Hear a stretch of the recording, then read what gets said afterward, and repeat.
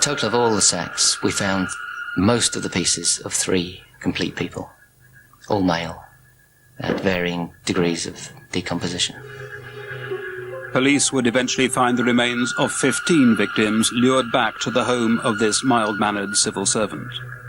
I was asked to go to the police station to photograph Dennis Nielsen because he had some injuries to his body which were thought may be relevant if he had murdered someone and they'd struggled. These injuries could have been caused by the victim. He seemed a very pleasant man. He was chatting away while I was photographing him. He asked me about my job and the camera, and he was just making polite conversation, I think. Nielsen's crimes sent the media into a frenzy, but not even the most sensational tabloid hype came close to the forensic horror captured by Ian Bradshaw's dispassionate lens. Obviously, there was a lot of press interest in the case as news was leaked out that he was claiming to have killed 16 people, and there was a large gathering of press outside. I was going in and out of the house getting things from my vehicle, and at one point a group of press photographers made a comment about a checkbook. They had a checkbook there and offered me the chance to fill in the figures myself, offering basically any amount of money I'd like for copies of my photographs. Not that they could have used them in the papers, I don't think, but I had to laugh because they hadn't seen what I had seen. They were just too horrific. No newspaper would have published what we'd seen in the house.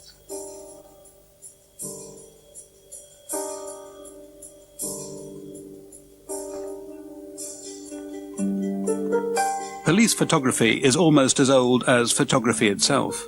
Exactly 100 years ago, the Home Office made a grant of 19 shillings and 10 pence for chemicals and paper. The first police camera was in fact confiscated from a prisoner. Enthusiastic amateurs from the police ranks recorded the first 50 years or so of crime until civilians took over. When I got to Scotland Yard for that first time, I was disappointed because they were still using equipment which had been in use for quite a few years. And as a new boy of the new professional photographers, if you like, it comes a little bit hard when you find that where you started work, they've got the cameras of yesterday. And I can remember very, very well, I don't know whether it was a wind-up or what, but the first job I did was a fatal accident on a road. It happened, but I had to go in there and photograph the scene, and I was given a half-plate camera with no shutter. It just had a lens and a cap. And I had to go like that. Everything was done on cut film. There was no roll film used except for public relations exercises. We had a big half-plate camera using glass plates that was called the murder camera, and that had to be used for murders in those days. Everything was black and white. We had no transport.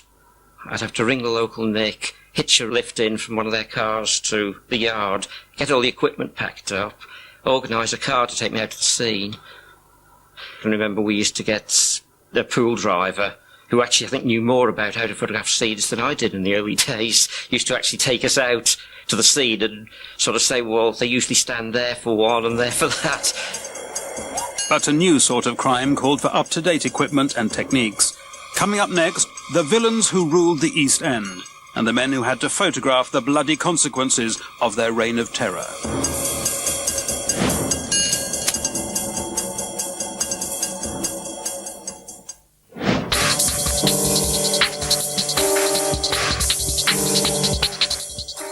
Bob Campbell's 20 years with the branch have taught him to handle horror just like any other professional assignment, with all its pressures and problems. So a lot of waiting around, and so it might even rain, so I want to try and get this done before the rain comes and the light disappears. After a late Friday night photographing a suicide, it's a Saturday evening call-out for something the Thames tide has brought in. Hello? What are you doing? There's been a macabre discovery among the debris on the Greenwich foreshore.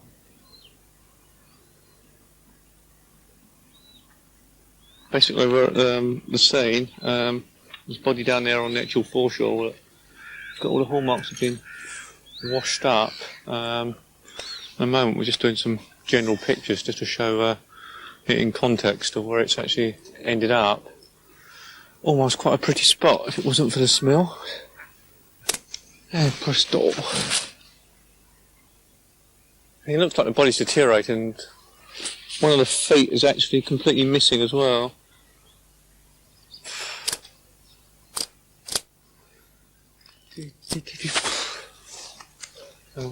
Mosquitoes. Alright.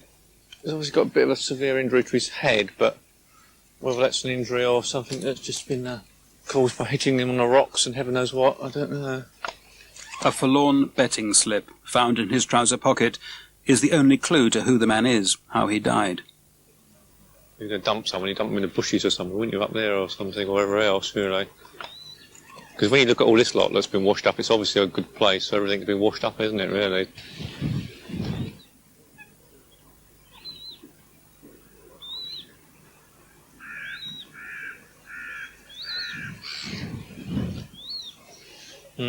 So I'm in the wrong place for the smell here. Okay, when you're all ready, we'll try and do a full-length picture of him when he's on the sheet now, and then it'll be wrapped and off to the mortuary. Okay, that's job done. The body's obviously been all wrapped up now, and it's waiting for someone to actually lug it and up to the path, and it's a bit of a long journey back to the actual cars and roads, so a bit of a sweat work for somebody. But not me. No, I've got enough to carry. Right, off we go. Another set of prints for the archive. The victims of Jack the Ripper are among the earliest examples of forensic photography, the primitive quality obscuring mercifully the full horror of the Ripper's technique. The case of Dr. Crippen saw a doubling of investment in the Yard's cumbersome half-plate cameras. The Home Office sanctioned the purchase of a second one. To record, for instance, in 1922, the contents of a trunk in left luggage at Charing Cross, which after 5 days aroused suspicion. Or 30 years on, the macabre discoveries at a house in Notting Hill Gate belonging to John Christie, a mother and baby strangled in an outhouse, 6 more bodies walled up in the kitchen, under the floorboards or in the garden. 2 men were hanged. Was only one of them guilty? The ledger unemotionally records the daily catalogue of crime, but what does this mundane horror do to those whose job it is to look at it in close-up? Most people, they know if they're going to come into a police environment, taking photographs, you're going to meet dead bodies and it's going to be a bit stressful. You know, if you become a nurse, you're going to see some awful sights. If you become a doctor, you're going to see some awful sights. So I think it's because you condition yourself, knowing that you're going to be doing it, that it helps enormously. I think it's these people who are presented with it and they're totally unprepared for it. That's when stress really builds up, I think. When I started, they tried to sort of break you in easy by giving you easier jobs, nice fresh bodies, rather than people that have been dead for a long time. And as time progresses, then the more the bodies tend to sort of be more decomposed, and you get used to it. It was a call out one night to a murder of a young child, done by father. Mother wasn't in the picture at all, and he murdered the child and overdosed himself. But the house was sparse. Everything was put away. Everything was polished. And there was an old detective sergeant who would have known better there when I got there. And we were waiting for a senior officer to come. And he took me around and he showed me all the sort of life this kid had lived. And it played on my mind. I mean, your first one, you're bound to get that way. And when I'd finished, it wasn't a great shakes, you know, the amount of photographs and so on. I made my way home and got to bed. And I lay awake for the rest of the night thinking about this child's life. And I thought, well, there's a lesson in this. You don't get yourself too involved, you get into that state again. And I'm afraid that's the way I was from there on, if you like. You learn that lesson. I think it was a lesson. The horror hasn't changed much. The techniques have, and so have the people. Jackie Bishop belongs to the digital age. Stills are fine for the forensic record, but these days they're supplemented by video. They'll sign me in. They'll sign me back in. It was meant to be Jackie's day off. She could have been taking a pleasant walk along the towpath at Stoke Newington in north-east London. Instead, she's coping with the ugly outcome of the neighbourhood's violent crime. The stills have actually already been done, but they wanted a video too, so that obviously stills can't cover the whole path, whereas a video can. It can show distance easier than stills can. So we're just doing a bit of everything here. Jackie's pictures will help the police build up a picture of how the crime was committed. For the prosecution, or maybe for the defence, her work may become critical to any future trial. A trial for murder. We just have to film the body for evidence to see exactly where he's ended up and anything that might be around the body that's important.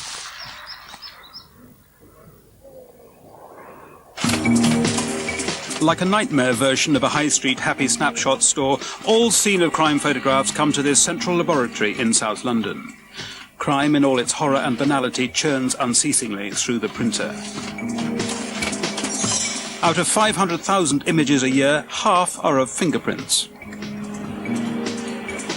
What this is here is what we call lifts, because it's finger marks that have been lifted from a crime scene.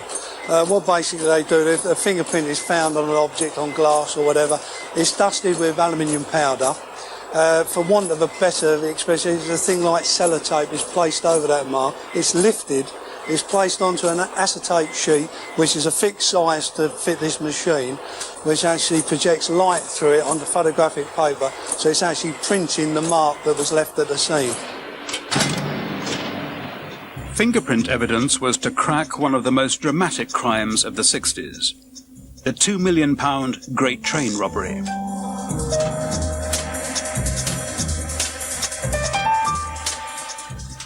The superintendent in charge of photographic, Superintendent Cram at that stage, Scottish man, he had a very simple system of picking you to go to a crime scene. He sat in his office. When something major come in, if you happened to be passing the door, he'd shout, "Laddie, I've got a job for you."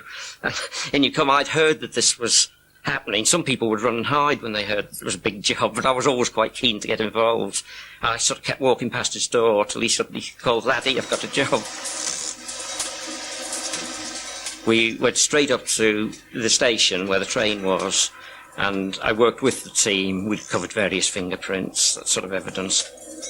Came back from the engine, and then we got the call to Leatherslade Farm. Leatherslade Farm was where the gang planned to hole up while the dust settled. But something seems to have panicked them into leaving the farm early. More importantly, leaving vital evidence behind. We did every knife and fork, cup, the bath, everything was treated for fingerprints. Very primitive in those days, because all we had was powder and light, really, and fairly basic lighting. I photographed some 300 or 400 marks, I think, altogether. And most of the identifications were on finger marks. Most of the time, the train robbers had worn gloves, but exhilarated by their exploit, they'd grown careless. Then, of course, there are some times when you just can't keep your gloves on. Well, remember another mark. I think it was the only mark for one of the suspects. There was a little inset chrome handrail on the bath. He must have had a bath, and on the inside of this chrome handrail there was a palm print. It was developed with powder, but of course in those days there was no lifting of finger marks. They all had to be photographed.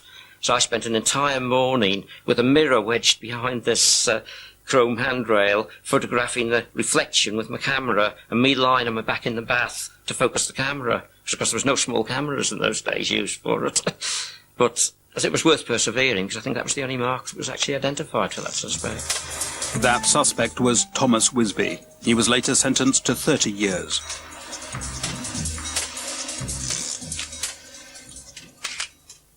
Today's techniques have made the days of powder and light seem primitive indeed. The mark is photographed using various light sources. It could be a ring light in this case.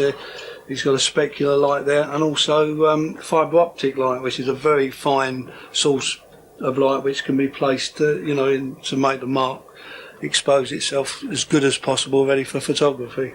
And this is what is happening here. forensic photography seemed to have closed the file on the Great Train Robbery. But it wasn't long before the photographic branch was involved again. Another of the robbers was serving his 30 years at Wandsworth Jail, or rather the first few months of them. Ronnie Biggs. I got the call with Yorkie Hayes, who was one of the original police photographers, and I got deputed to go with him. Old Georgie was delightful because sometimes he would forget and come to work in his carpet slippers. He was a lovely chap, and he said, "Oh, I'm not into climbing." He said, "You'll have to do this." And of course, when I got to Wandsworth Prison, I found out what he was talking about, because at the scene there was a removal lorry parked alongside the prison wall. And apparently Biggs and a few of his colleagues had come up the inside of the wall, and the wall was pointed on the top like this. It wasn't flat. It wouldn't be that easy. I suppose that's to stop people getting in and out. But they'd gone over the pointed top of the wall, and below them was a big furniture van with a hole cut in the roof. And what they did, they jumped through the hole in the roof onto a pile of mattresses inside, then got out the tailboard of the lorry, got into the waiting getaway car, and buzzed off. So, of course, when we got there, Yorkie Hayes and myself, we had this to photograph. And we did the scene with the lorry alongside the wall, and old Yorkie said, well, now it comes to thee, don't it? Up ladder, lad. And I had to go up the ladder and try and photograph in through the hole in the roof of the removal van. Well, the photographs, a scene of crime are there. And, of course, as you know, Biggs headed away to South America. The job at the Stoke Newington Canal murder is almost done. Forensic photography involves more than merely recording the crime. The whole scene has to be preserved on celluloid, videotape or digital hard disk for any evidence that might help eliminate the innocent or incriminate the guilty. Well, these are shoe marks on the towpath. They've come to somebody's attention and they've been marked up, and just in case they've got something to do with the investigation. So we're just photographing. There's two here, one here and one a little bit closer to the other exit as well, and just in case. In the hierarchy of detection, the photographer has a special place. It's not until the pictures are safely in the can and the scene has been preserved that the other experts can do their job. And for sanity's sake, it has to be that, just a job. It's just work. You can't be continually shocked by the same thing, by bodies and stuff. You switch off at the end of the day. You don't go home and dwell on it. There's not that many dead bodies floating around London, thank goodness.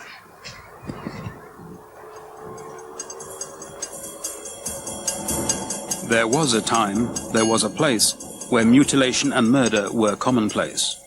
The East End during the 50s and 60s. The reign of the gangland bosses.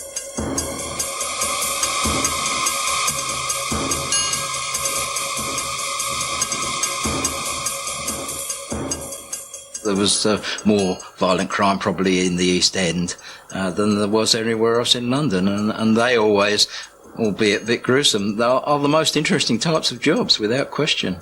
And over the years, the big villains have all come from that area, haven't they? And GBH was quite common, and protection. I mean, there were days when you would do anything up to 7 or 8 GBH victims, especially over the weekend after a Friday night, When they got tanked up and got thumped. Yes, I think in the East End you behaved yourself, or else. I'm an East Ender. The Cray brothers began as snooker hall bouncers at £5 a night. Protecting property grew into a business. Wrecking it if the dues weren't paid turned the business into an empire of extortion. In 1966, George Cornell walked into this pub. It was an act of brazen defiance. He was a member of a rival gang, and he'd called Ronnie Cray a puff. When I got to the Blind Beggar, there was only a large pool of blood. And a wall of silence. You can imagine a crowded pub, somebody coming in, shooting someone, and nobody saw anything. Everybody in that pub must have seen what went on. And yet nobody would say a word, because they were absolutely feared, the Crays, they really were. Cornell said to Ronnie Cray, "Well, look who's here." Ronnie shot him in the head. The Blind Beggar's bar staff were all inexplicably out the back at the time. returning just in time to deny all knowledge to the police. Pubs and policemen don't always go well together, and there were an awful lot of police officers all standing around in the bar or sitting down. Well, I obviously can't have anybody in the picture when I take it, but obviously they helped, and they got out the way, went into the other bar, probably. The blind beggar killing wasn't enough for the Krays. They took their old friend, Frank Mitchell, to a flat in East London after he'd been sprung from Dartmoor. I gave evidence both at the Old Bailey and at Bow Street Magistrates Court of photographs I'd taken in the first instance of the flat where they kept Mitchell, the Mad Axeman as he was called, and eventually killed him. I took photographs of the scene at the flat. Mitchell got bored at the flat. He became a liability. He had to be killed. The violence went on. And then, subsequently, at the Horns public house, true or false, the story goes that the man who owned the Horns, Krays, had thought he'd done a deed, and he lost his kneecaps or for something similar as a result of it. And then they found out it wasn't him, so they brought him the Horns pub. True or false, I wouldn't like to say, but all the walls in one bar were lined with photographs of the Kray twins. The Met's photographers don't glamorise crime. They know better than anyone that it is sordid and mundane. Even the Krays' chosen places of execution were drab.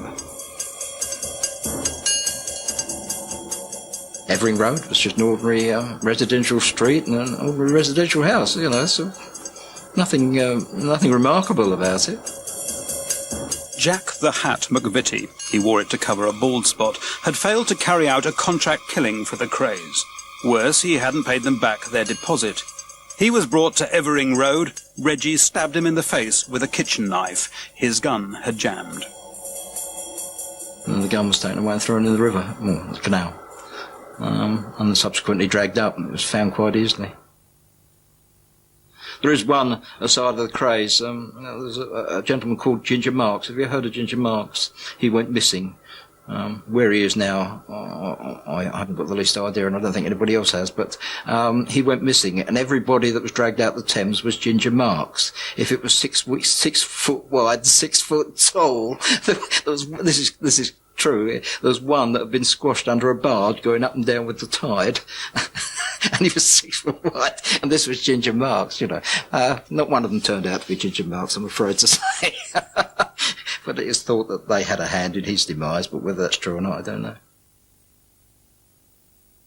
These bleak images helped build the case against the Krays. They got life, with a recommendation of 30 years apiece. I think I do remember also about that was the fact that when the only time that I've ever been under guard or taken under guard to the Old Bailey, we were all herded together in one of the city police stations, and then escorted to the Old Bailey, kept in a separate room. And obviously this was because of threats to witnesses that have been made. But it's the only time it's ever happened to me. In Part 3, the Lord Lucan murder. New photographs and a first-hand account of the scene from the man who took them.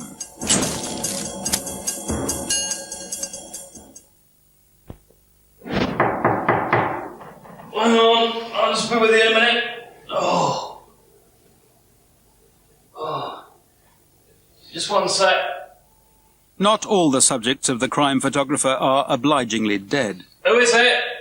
Recording injuries to victims, the police photographer has to make house calls.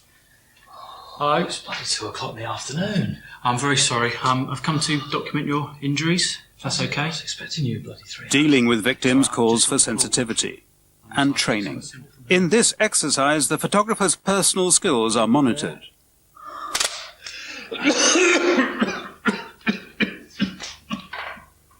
All right. Yeah. At the end of the role play, video playback will help improve techniques. Okay. I do appreciate it. I'll see myself out, yeah. Okay. Thanks so much for your help. Thanks for your time. And I'll get someone to give you a call soon. Yeah. Okay. Steve, is it, yeah? Yes, Steve. Oh, thanks, Steve. Okay, thanks very much. Goodbye now. Bye. Well. Another good one. Excellent. Very good indeed. Get that rapport going. And another full 10 out of 10 for getting the shots in the bag. The crime photographer needs the speed and skills of the paparazzi, the forensic acumen of Inspector Morse, and the sensitivity of a social worker. They want to know what's happening with my case. Why hasn't the perpetrator to this crime been caught? Mm-hmm. Yeah. And if there's no answer, if you come in and they see you as a member of the police service and you come up with a negative answer, I don't know, mate, then that's not going to be too good.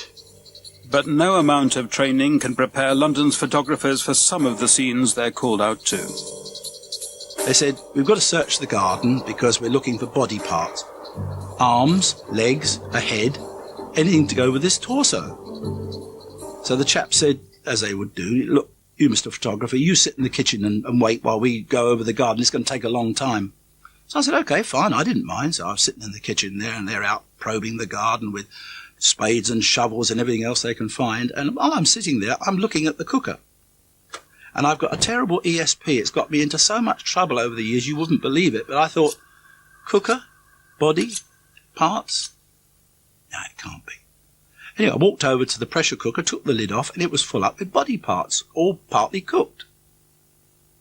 So I thought, well, if there's something in the pressure cooker, is there something in the oven?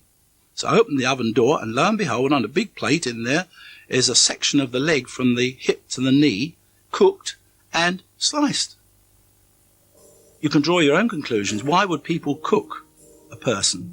I don't know.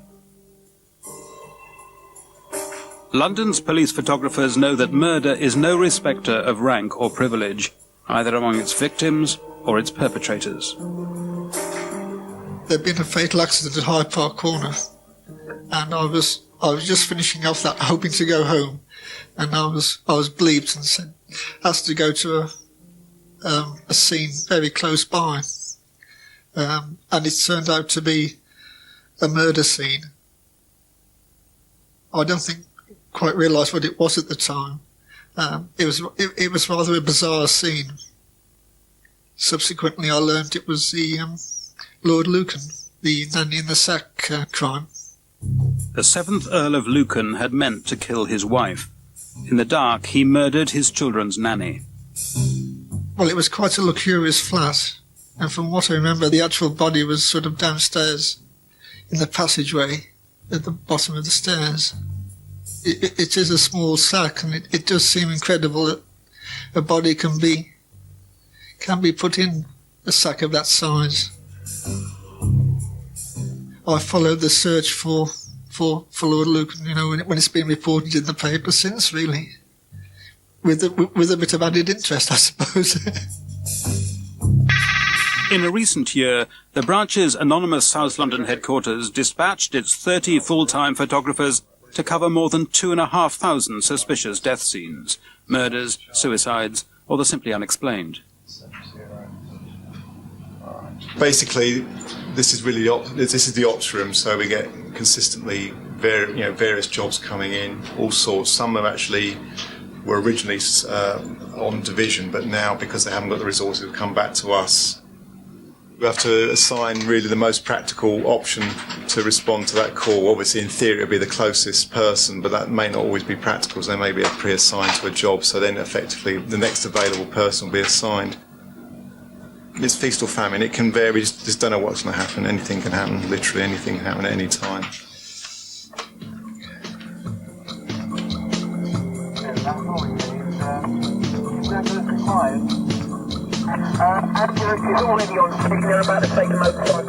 Tonight, Bob Campbell's on his way to a suspicious death. I don't know how many suspicious deaths and murders I've done, but hundreds, literally hundreds, if not thousands. People often say to me, what's the worst job you've ever been to? And I couldn't really say, really. My memory is very short. I do a horrific murder on a Monday, and by the by the Wednesday, I'd forgotten about it really.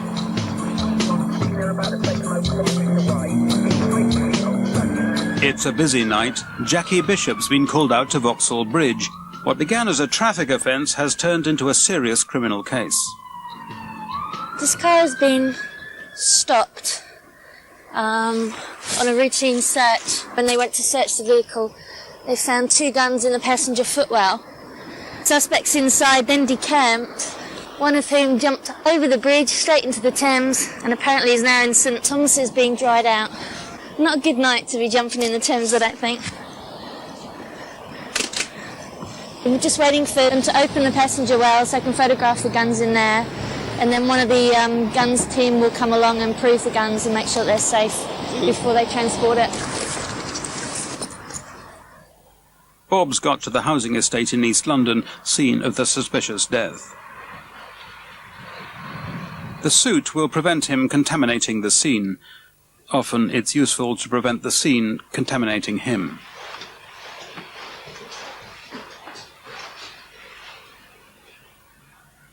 Body's been there for some days, so I know that the body's going to be well deteriorated and pretty smelly, you know. But that's something I've got to put up with that won't show in the photographs. At times like this, the police photographer lets his technique and experience take over, blocking out all other distractions.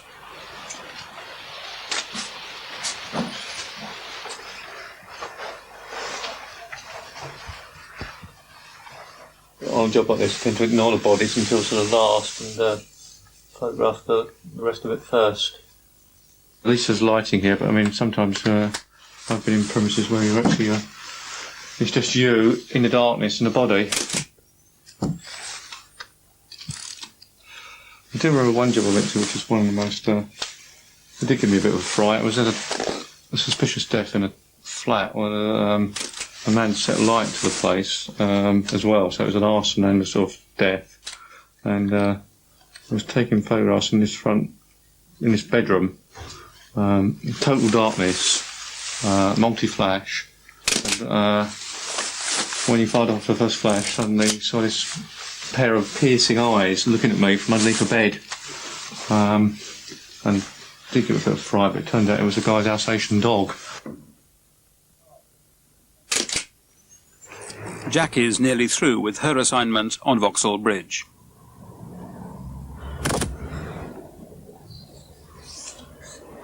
Okay, so yours. Yeah, I'm just going to wait for them to prove it and see if they want any shots of the bullets in the barrel at all. But we'll just wait for them. Yeah, if you can just put one there and the other one next to it and then the rounds next to that, that'd be lovely. That's great. When it's in a footwell, a photograph, it's difficult to gauge what size they're going to be. So what we do is we actually have a scale ruler that we put it next to, and it just gives an idea of what size they actually are.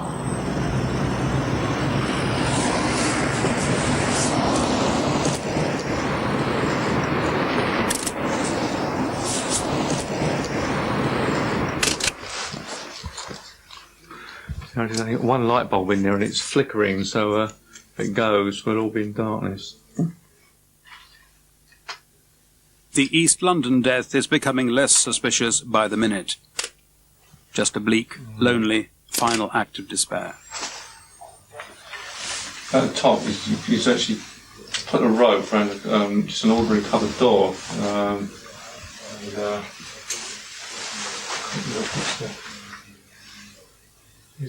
In fact, it actually looks as if there's several pieces of rope. It's a bit of a hodgepodge of rope and flex. It's quite surprising, actually. He all stayed together and he managed to achieve the result he wanted.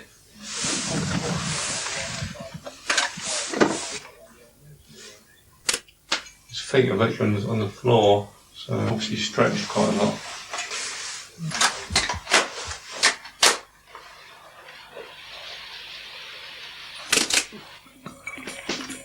Every year, the photographic branch attend more than 20,000 scenes of crime. Add to that 600 post-mortems and other occasions when the merely sinister merges into black comedy. was one wet, miserable day, and I was going through Harleston, and I got a call on the radio to go to Kensal Green Cemetery. Didn't say what the job was at all. So I drove down to the cemetery entrance and met a police car with a young PC in it, who said, "Oh, hello there. Yeah, follow me." So I picked up my gear and walked through this cemetery. And Kensal Green Cemetery is totally overgrown.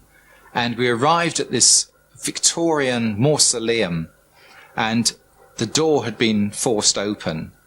And the PC said, "Oh, it's in there." I didn't know what was in there. So I walked in there. And right in front of me were 3 open coffins. And each one had had a stake nailed through the heart of the decomposed body. So I turned around and said jokingly, "Oh, we obviously need look no further. It's Count Dracula." I turned around and he'd actually disappeared, the PC. He'd done a runner, and I was left there. So in those days we had cameras that you had to put a dark cloth over your head to sort of to focus up with. And so I was left there underneath this dark cloth, holding a lamp, and just as I was about to take the photograph, there was an almighty crash of thunder, and the rain came bucketing down, and it's the fastest set of photographs I have ever taken, and I was out there in a flash. I thought, Hammer horror movies have got nothing on this. In part 4, another killing in the capital.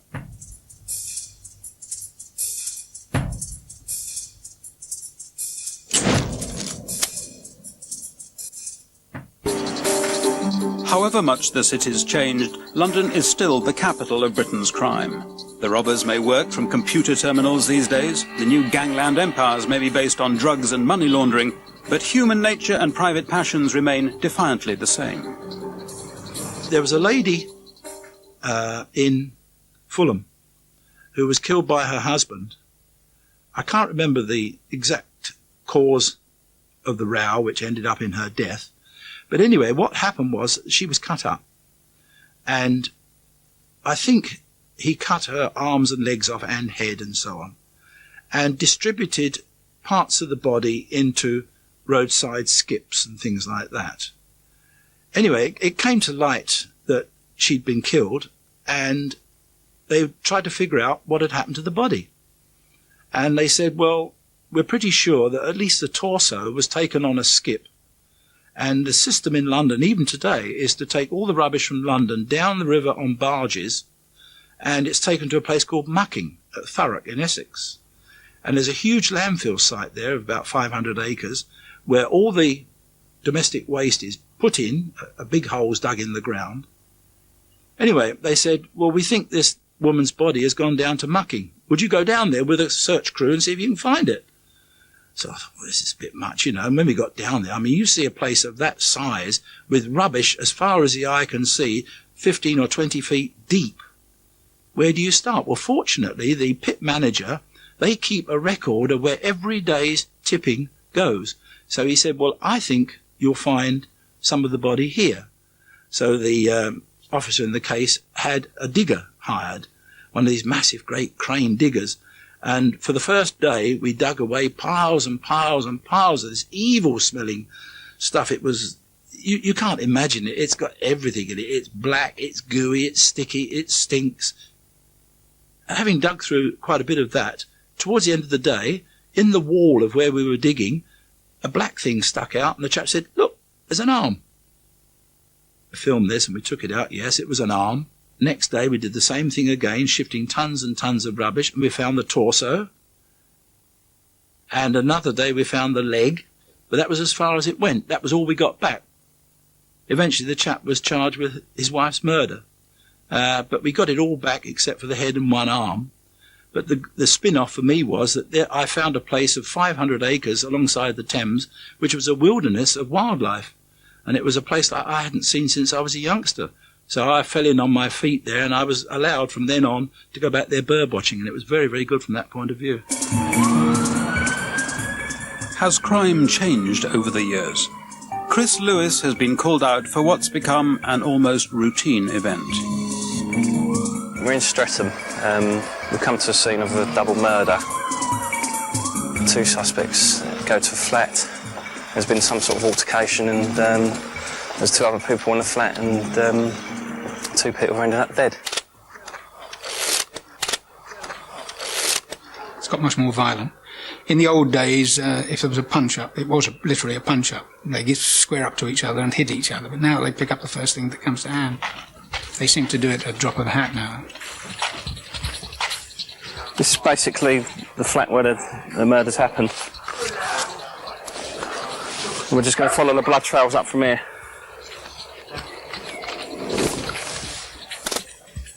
It looks like a gang murder over drugs. A commercial killing. The ones I remember doing were all sort of one-to-one. You know, it was a knife or a gun at close quarters or that sort of thing. It seemed to be very much personal. Today it seemed to be a little more impersonal. There seems to be shootings every weekend now. If not weekdays, I mean, this is only a Thursday night. When you actually do it for a profession, I think it sort of knocks the stuffing out of you, and you look for other hobbies to do. The capital's 81st murder of the year, and it's still only July. I think where there's people, there's crime. People get themselves into situations and panic and make the situation worse. I mean, if we all had a chance to step back from a situation and look at the best way to deal with it, we'd all be better people, but that never happens. Crime affects us all, even the detached professional observer. There's 1 or 2 things that, I mean, especially with children, no one likes to see that. I've got one of my own coming soon, so you think of your own families when you see stuff like that, and, you know, not so much that, even adults, you know, there's someone's fathers, brothers, mothers, aunts, uncles, you know.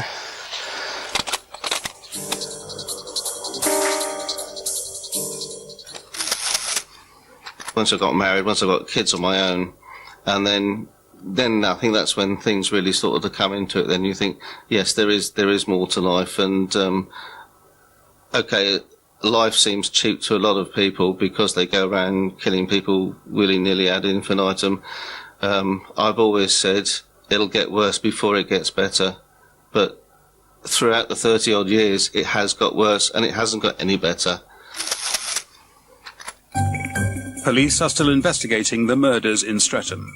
Several arrests have been made. The body on the foreshore has been identified. Why he died is still a mystery. The CID Serious Crime Group is still investigating the case of the murder in Stoke Newington. The suicide had no next of kin.